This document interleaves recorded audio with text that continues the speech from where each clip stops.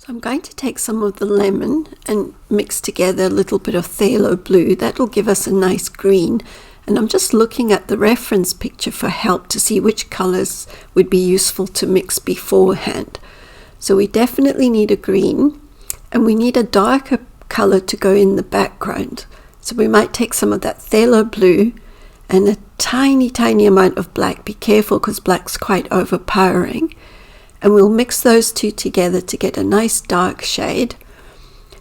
And then we can take some of that dark mix, add some white to it, and then that might give us a nice color for the background, and maybe some other parts. This is just a few colors just to start with. We can always add to them as we go along. And it doesn't take long to do this, but it does save energy as we go along. Painting takes a lot of energy, and managing and pacing is important, because the more energy you save at the beginning, the more energy you have left for brush strokes and for painting later on. You can save even more energy by placing your palette on your hand dominant side, so you don't have to stretch over your body to reach it.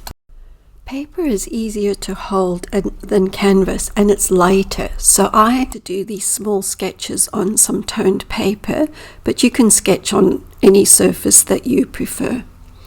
So I'm using some diluted ivory black to sketch out some simple shapes. I'm looking for the easiest shapes I can find, and I'm looking at the blossoms and I see little triangles on the top, and then the little blossom part, I'm not going to paint every little line in. I'm just going to put an indication of where I'd like the blossom to end and begin.